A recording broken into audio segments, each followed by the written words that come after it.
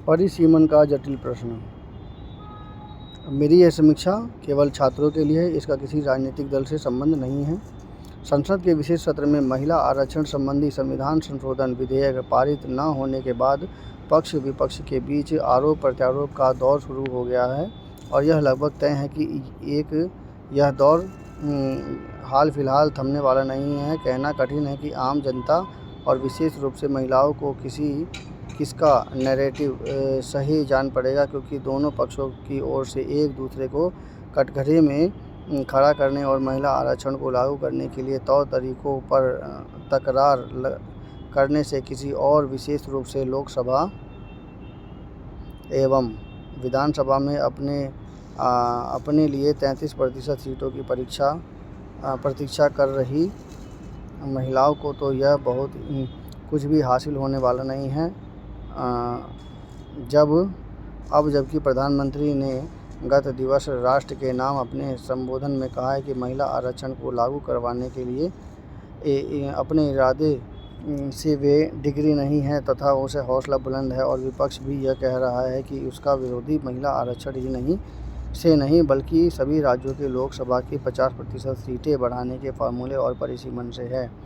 तब फिर उचित यह हुआ कि इस जटिल प्रश्न का समाधान निकालने के लिए दोनों पक्ष सहमति कायम करने की दिशा में आगे बढ़ें। परिसीमन के प्रश्न को और अधिक समय तक नहीं टाला जा सकता। संवैधानिक आवश्यकता यह कहती है कि प्रत्येक जनगणना के बाद परिसीमन होना चाहिए। यह दुर्भाग्य की बात है कि 1971 की जनसंख्या के बाद 1976 के परिसीमन की प्रक्रिया इस कारण फ्रीज कर दी गई क्योंकि दक्षिण भारत के राज्यों का तर्क था कि वे अपनी आबादी कम करने में सफल रहे हैं और परिसीमन से उनका राजनीतिक प्रतिनिधित्व कम हो सकता है।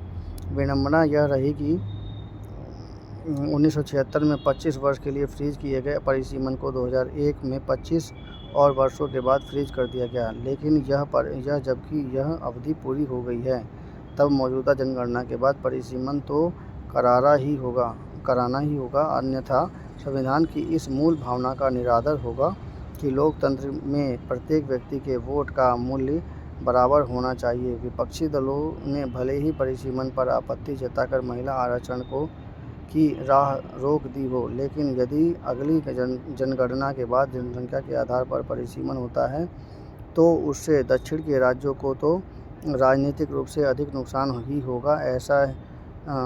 ऐसे में उचित यही होगा कि सभी राज्यों में लोकसभा के 50% सीटें बढ़ाकर परिसीमन किया जाए ताकि लोकसभा के सभी सदस्यों को लगभग समान संख्या में लोगों के प्रतिनिधित्व का अवसर मिल सके।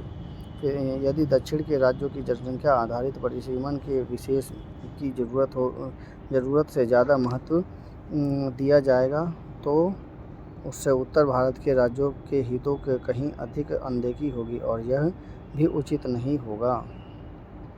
तो ये मेरी समीक्षा थी। कैसी लगी ये समीक्षा कृपया कमेंट कीजिए, चैनल को सब्सक्राइब कीजिए और पेपर के लिए इम्पोर्टेंट है। धन्यवाद।